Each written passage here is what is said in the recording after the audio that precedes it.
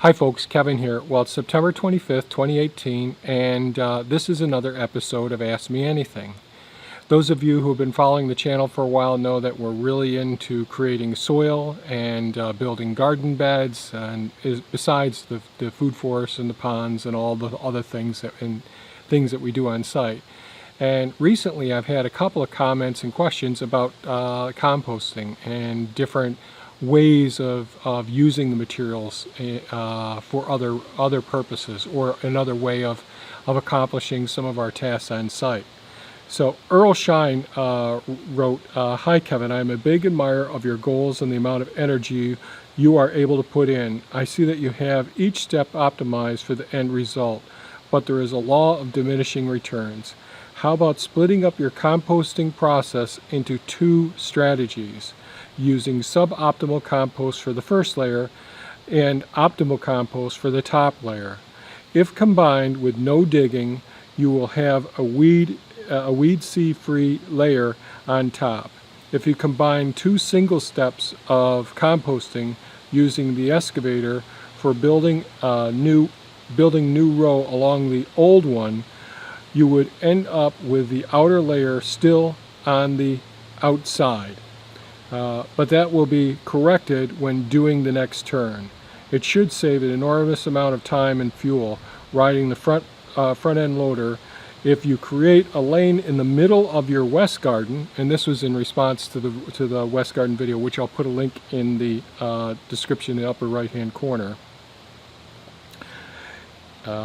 If you create a lane in the middle of the west garden for driving through your vehicles, you will only lose one row. Only low crops row between the two wider tracks. It would require to replace some of the fencing with gates. It could have saved you an enormous amount of loading and riding the wheelbarrow. I use winter rye for a cover crop between fall and spring, keeping the soil food web active and keeping the soil covered, which is excellent. Continually building organic material also in the soil. Cut it back in the spring, covering it for 2 weeks to kill. Has very good weed suppressing capabilities. Best wishes, greetings from Holland." Thank you so much for being so thorough with your description and your ideas, Earl. I think that's wonderful.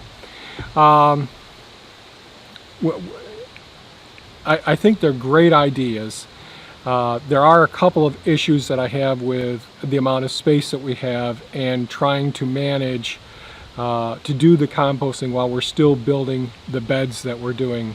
Right now I'm actually have two piles going at the same time, and they're in different locations just because of the challenges with the movement, the turning radius of the front end loader, which can handle much more material at a time than the excavator can. So it's worked out pretty darn well with this system, but there's another area on the property that I may end up doing something similar to this.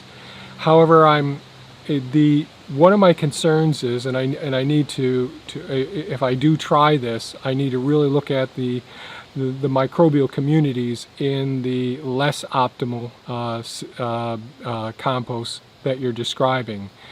My goal at this point is trying to create the optimal compost for each type of growing bed that we're growing. So brassicas and you know, each family of vegetable plants and fruit and berries and nut producing perennials all have different soil microbiomes in order to operate optimally, and that also affects the surface of them as well.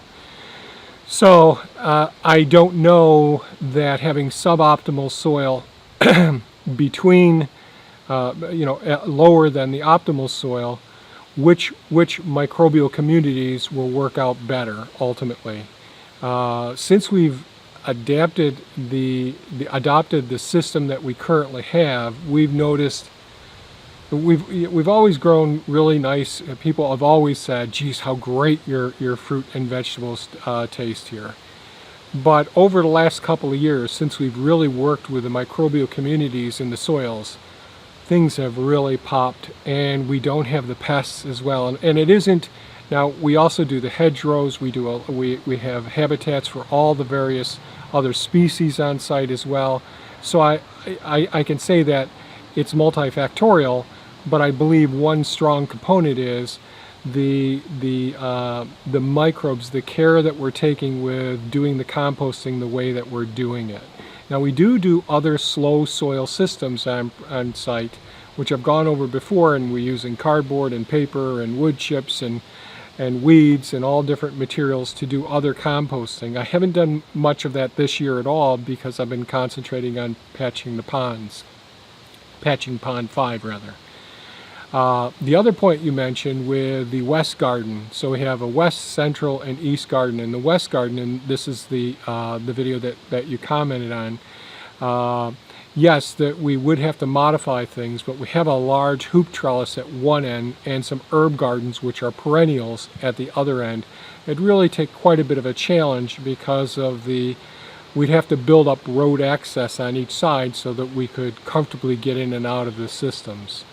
And we're trying to optimize as much.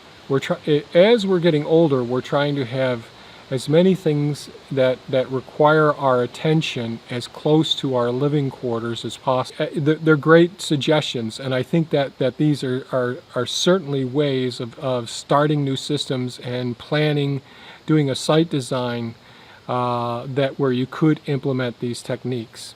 Most people don't put nearly as much compost on their beds as we're doing. And the main reason we're doing this initially is to build up the beds and change the slope of the gardens as well over a few year period once they get established. And then we're going to be switching over to having the crops completely covered at all times with cover crops as well, like you're doing. And that's a wonderful way of approaching things. But we don't have enough beds yet, and our beds, although we started building them a couple of years ago, it's going to take us a couple more years to get them to their finished height where they're stable, we're only working, when I use a broad fork, I'm going down 12 inches, but there's still 2 feet or 2.5 feet of depth below that is good soil on top of the gravel base that we have here. But I really thank you for taking the time and effort and making these suggestions, and I think they're very valuable suggestions as well. So thank you very much, Earl, and I'd love to hear more about Holland and some of the challenges that you have in Holland. Being a local boy here, I really haven't gotten to the opportunity to travel to various other countries and see the gardening challenges that they have based on their climate and their topography as well, and the soil types that everyone has. So I absolutely appreciate your comments. Thank you, Earl. Mars Rover wrote, do you do any compost seeding for any of your tunnels, your high tunnels or greenhouses? I ask because I'm going to have some extra wood chip, leaf litter, leaf mix left after mulching around the fruit trees, pathways, and the espaliered fruit trees fence line. I checked the temp of the wood chip pile, and it was about 120 degrees Fahrenheit before I spread it out. I thought a great solution for any excess wood chips was to make a Zhangping style greenhouse heating compost pile, a 6 by 6 by 6 at the end of the structure. We've got quite a bit of garden waste, rotten hay bales, and access to horse manure. Our composting has been limited to a 3-pallet bin set up with limited success due to what I think is too small pile sizes. So why not use the heat while we're composting this winter? Just wondered if you've ever experimented with this idea. Well, yes, Mars Rover, I certainly have. it's been an ongoing thought of mine to incorporate that in the future. Right now, that's all getting put on hold until after the greenhouse is up. Two things I'll say is, one, when I think of polytunnels or high tunnels, these are, but by the way I describe them, they're not heated structures. We don't heat those over the winter times. Greenhouses we do heat over the winter hours, winter months. So our high tunnels, I wouldn't be putting that heat system in it. They're a season extension system, so we get margins, we get buffer zones where we can plant fall crops and harvest them throughout the winter months and have them in the spring as well. So we're never without some vegetables that we can modify their environment. We have the one high tunnel, and then we can put some poly low tunnels over it, and basically be like we're a little bit further south and have a better environment. So those are the high tunnels. The greenhouse, as you know, I started constructing the large thermal mass unit and the foundation for the greenhouse, which the work area and the chicken coop are attached to. I've been behind, so I haven't gotten to finishing up the fascia and trying to get the structure up, but c'est la vie. So I have been thinking about this for a long time. One of the reasons that I put the water totes in between the two large thermal mass rock bed stores, and this is all super insulated concrete forms on all around the perimeter, and in the one 3.5 inch insulation rigid board below the thermal mass units. And then I poured concrete on top of that where the water totes go. And those water totes, which go down the whole center of the entire greenhouse, is where the heat exchange system will go. During the summertime, we'll use the geothermal cooling from the pond. And during the winter months, we'll be using heat from whatever source is pumping that heat down into the water totes, not just down through the rock bed to the air, but we'll be using that. And my goal when I designed the system was to also be able to use that those water totes, all those gallons of water that are below the floor in the greenhouse, and take composting as well as other systems, on-demand hot water heating systems, potentially solar water heaters, but we're in a very bad location. I won't go into that. We just got so much cloud cover in the winter months here. And my goal is to use a composting system to help heat some of to raise the temperature to a certain point, and then use on-demand electric heating systems to kick it up even higher. So if I could be bringing into the thermal mass unit, I'm talking about the water tote stores there, 130 degree Fahrenheit, 120 degree Fahrenheit water in for a prolonged period of time from a composting system. And we have long, cold, harsh winters here with heavy snow loads and thaws in between as well. And I'll get into that in just a moment. But with these prolonged winters that we have, composting systems, if they aren't really designed well, can be a tremendous amount of effort without the adequate amount of gain. And I'm talking about thermophilic for heating a structure. So number one, our greenhouse is an aluminum glass structure that I'm going to be modifying, so it's going to have either double plastic or it's going to have polycarbonate. Depends on how much money I've got at the time when I get to that point. And then we're going to have internal structures inside to help maintain the heat. So we're going to be trying to we're in zone 5A here, and I'd like to get down to zone 6 or zone 7 by putting more layers in. But inherently in this design, with the way that this structure is, this is a north-south facing. All sides except for the north face is all aluminum and glass.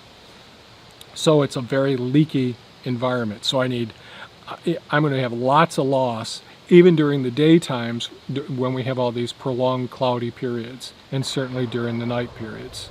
So I need lots of consistent heat going in if I'm going to have arch citrus fruit in there as well. So I don't know that I'll be able to achieve this goal because we're going to need quite a large composting system to do that. We're at least going to need the size of compost as our small composting pile system. I'll put a link in the upper right hand corner to the, let's say, the fourth turning of the small compost pile. But I can't do it and use the straw or hay bales and the wood chips in the center and urinating on them, or using some manure and using kitchen waste. I think we have to go about this in a way. I'm glad I've had all the experience that I have. I've been composting cardboard and paper and wood chips for years, and weeds and branches, small diameter branches as well. And with all the experience I've had over nearly a decade now, there's tremendous variabilities, tremendous heat loss going up and out of the pile, off to the sides as well, especially with the winds that we have consistently here. So the reason that I'm mentioning this is we really need an enclosure to keep it in an insulated enclosure. Since this is a heat source, we already have a heat loss environment that it's going into. So my two ways of addressing this are building a structure that has a roof on it, that is insulated below, on top of, and the sides, with adequate insulation so that we're not losing so much heat to the environment. And in that case, well, we know that the compost is going to need oxygen in the system as well, need airflow. So like the Mueller systems that are being used, there needs to be an air exchange system that feeds at least the base of it, and possibly the midpoint of it as well. And then we need to have some water piping systems going through it as well. And they can be inherently difficult to take apart every time you want to put new compost in. So in the fall, when you're building the system, you got to be able to put all these layers in and plumb it appropriately, and get your heat exchange systems, and get the pump going to those large totes in the base of the greenhouse as well. So these are all things I've been thinking about, and I don't want to be using a shovel or a wheelbarrow to do most of this. So I need to have walls that are basically disassemblable, similar to a dog kennel system. So I may be actually using 3.5-inch blue dowel board, rigid closed cell insulated boards linked to kennel panels, similar to kennel panels. It'd be a little bit different than that, and have the structure in it, and then having piping units that actually can work along those walls, and those walls will have just different piping units that go through the system instead of the coil systems that you see. I want the systems to be easy enough for me to get in with a piece of equipment like a front end loader or an excavator, so I can get in there, not succumb to the exhaust fumes from the vehicle, and be able to take the structure apart and have it be weather tight and super insulated, so that and a controlled environment, so I can control the airflow in the system, the heat regulation throughout the system, measure the temperature in various points of the pile, including on the outsides of the pile. And I thoroughly expect that I'll fail in the first couple trials of doing this. But as I'm getting older, I realize my energy level, I'm not able to accomplish as much in a day as I used to be able to do even a decade or 2 decades ago. So that's what I'm always thinking about, is how much time and energy. I'd rather put more time into the planning efforts, and thus far I haven't really seen systems that I think would be efficient enough, worth the effort to put in around here. And that's why I'm mentioning some of these collapsible walls that are super insulated floors, easy to disassemble, insulated ceilings on them, but a way of controlling the microenvironment. We're creating a climate that we have to think about the microbes, and we can go to a system that's anaerobic as well. That's a possibility. So I've thought about trying an anaerobic system as well. So I've got lots of more thinking to do on this before I ultimately build the structure for doing it. But when I designed the place, the greenhouse thermal mass unit, those totes were meant to have a rapid exchange as opposed to the stone. The high heat capacity and exchange rate of the water in each one of those totes, I can run spiral tubes down into each one of those totes and do them in a couple of them in parallel series, and really handle a significant heat exchange. Whereas most of the systems I've seen using like 1-inch polyethylene black plastic piping, we're losing some of that energy through the inability to do an adequate exchange at either end of the system. So I hope that this made sense, my description. I don't think I mentioned this yet. I've tried recording this a couple of times, but I'll mention that I first became interested when we built our passive solar home. I think it was started in 1981, and at that time we had a horse farm. Lots of horse manure and lots of other material that I really noticed, man, this stuff is heating up like crazy. And that's when I first started researching this. And a good friend of ours, she ran a much larger horse farm than us and had lots of borders there. So there was tremendous volume of horse manure. And she used air conducting systems. So she was successfully able to heat her house, which was built, I would say, probably in the teens, 1910, 1920, somewhere around then. And no insulation was in the building at all. And we live in a very cold climate during the winter months. And she was easily able to heat her whole house with the composting system. But she was running air through various different type of ducting systems, including aluminum irrigation piping, metal piping, culverts, all sorts of different, and plastic, perforated irrigation pipes as well. And the main problem was, well, it wasn't a healthy environment with the air quality in the house, breathing in all that, and it wasn't environmentally responsible as well. Lots and lots of noxious gases going off into the atmosphere.